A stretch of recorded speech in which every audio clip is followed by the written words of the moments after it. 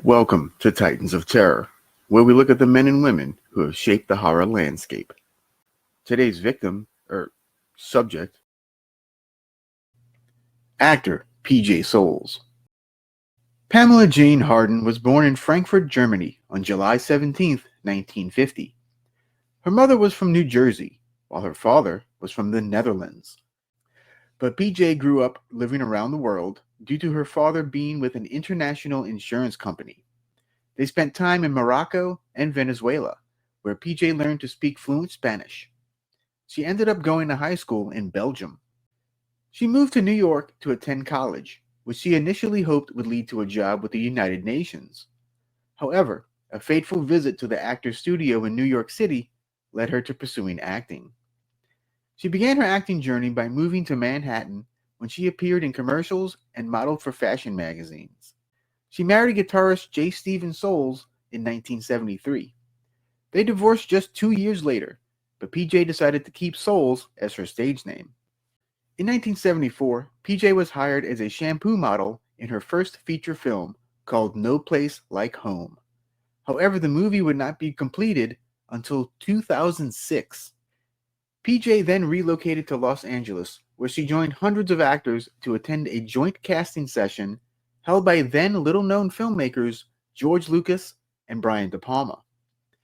PJ originally auditioned for the role of Princess Leia in the original Star Wars film, but she ended up landing a supporting role in the 1976 supernatural horror film Carrie, playing a tomboyish mean girl. The film is about a shy, bullied teenage girl who develops the power of telekinesis and uses it to wreak vengeance on her tormentors. PJ was actually injured on set when a blast from a fire hose during the prom scene ruptured her eardrum. That same year, she reunited with her Carrie co-star John Travolta when they appeared in the ABC television movie The Boy in the Plastic Bubble, about a teen boy born with an immune deficiency wanting to venture out of his germ-free bubble. In 1977, PJ appeared in a supporting role as a prankster in the NBC television movie The Possessed. The film tells the tale of a former priest, who's now an exorcist, that battles satanic forces that are threatening the students at a girls' high school. 1978 was a breakout year for PJ. She first appeared in the coming-of-age drama Our Winning Season, which focused on three teenagers through their senior year of high school in the 1960s. It was on this film where she met actor Dennis Quaid, whom she would marry the same year on a dude ranch in Texas. Also that year, PJ portrayed the role that she's totally most known for, the ditzy yet lovable Linda Vanderklok in John Carpenter's Halloween. She was told after being cast that Carpenter had written the role with her in mind. Linda also has an iconic death scene in the film as she is strangled by a phone cord by the killer, Michael Myers. The film went on to be a massive success and spawned a horror franchise still going strong today. Two dramatic films followed in 1979. Old Boyfriends, about a psychologist that goes on a road trip visiting her ex-boyfriends, and Breaking Away, about a group of recently graduated friends competing in a bicycle race. But PJ's next part would be her first leading role when she starred in the campy cult classic Rock and Roll High School, as a rebellious high school student who teams up with the punk band The Ramones to battle it out with a strict new principal. This Roger Corman produced film has gone on to be a cult classic, even spawning a sequel. And fun fact, PJ was actually 28 years old while filming the movie. She was older than three of the four members of the Ramones. PJ then took on a supporting role in one of the biggest hits of 1980, Private Benjamin. The film is a comedy about a sheltered young high society widow joining the U.S. Army on a whim and seeking her identity and independence. PJ co-stars as one of the cadets. The following year, PJ played a member of the military police who becomes a new recruit's girlfriend in the comedy film Stripes. That new recruit is of course played by Bill Murray. The film went on to be the fifth most popular film at the US and Canadian box office that year. Also that year, PJ filmed a new scene to be inserted into the television version of Halloween. In early 1983, PJ and Dennis divorced. Later that same year, she married stunt pilot Skip Holm and had two children with him before divorcing in 1998. A slew of TV movies and guest spots on various television shows followed. In 1983, PJ landed the lead in an Australian erotic thriller called Innocent Prey, about a woman fleeing to Australia from her serial killer husband only to stay in a house owned by a wealthy young man who turns out to have dark secrets of his own. The film would finally be released in 1991.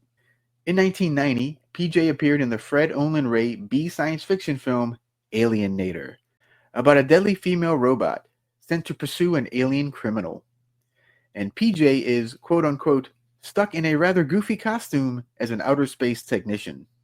In 1994, PJ, Mary Woronov, and Dae Young played versions of their rock and roll high school characters in Shake, Rattle, and Rock, based on the early days of rock and roll. PJ's next horror role would be a supporting one in 1996's Uncle Sam, about a reanimated soldier returning to kill the unpatriotic citizens of his hometown. PJ plays an annoying mother in the film. In 1999, PJ would appear in the cult classic Jawbreaker, portraying the mother of the accidentally killed teenager. The film found its following on home video and television airings. In 2004, the rock group Local H named their album Whatever Happened to PJ Souls. The album includes a song about her cult celebrity status entitled PJ Souls. She even appears in the album's sleeve as her rock and roll high school character, Riff Randall. She would reprise Riff one more time in the music video Too Bad About Your Girl by the all-female rock group The Donnas. In 2005, PJ made a cameo appearance in Rob Zombie's The Devil's Rejects, playing a mom that is accosted by a murderous clown.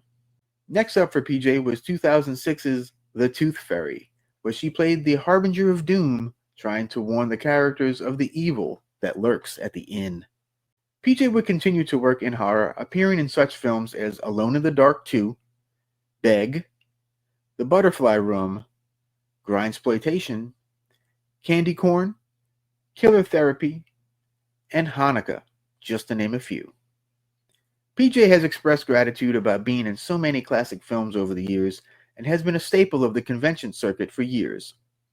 And on a personal note, I've met quite a number of celebrities in my time, and PJ still holds the top spot as my favorite. She was incredibly sweet, with big hugs and a wonderful, lengthy conversation. If she's at a convention you're attending, I highly recommend stopping by and saying hi. The bat salutes PJ Souls, a true titan of terror.